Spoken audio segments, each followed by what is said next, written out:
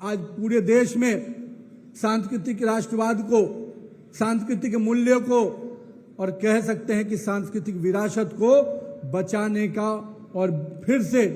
पुनर्स्थापित करने का काम हमारे नेता माननीय प्रधानमंत्री नरेंद्र मोदी जी कर रहे हैं।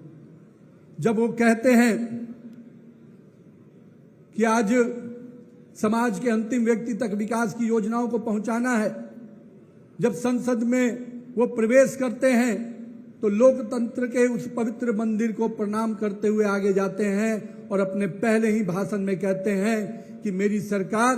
गरीब के लिए बनेगी और गरीब को समर्पित मेरी सरकार होगी। यानी समाज के अंतिम व्यक्ति को चिंता करने वाला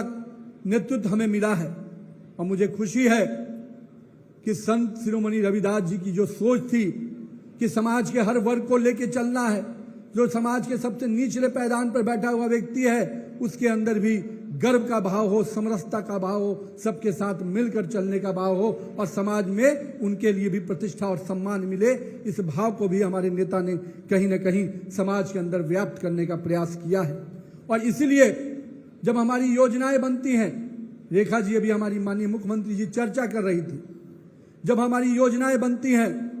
तो वो योजनाएं अंतिम व्यक्ति को देखकर बनती हैं और वो कहीं न कहीं बिना समाज को और बिना जात को, बिना व्यक्ति को देखकर नहीं बनती हैं। लोगों ने तो इस देश में इसकी भी चर्चा की कि पहला अधिकार किसका होगा और कहीं न कहीं उसको भी धर्म और समाज में बांटने का प्रयास किया। लेकिन हमें गर्व है कि हमारे नेतृत्वकर्ता ने कहा इस देश की संसाधनों पर पहला अधिकार उस गरीब का होगा जिसके आशीर्वाद से ये सरकार बनी है।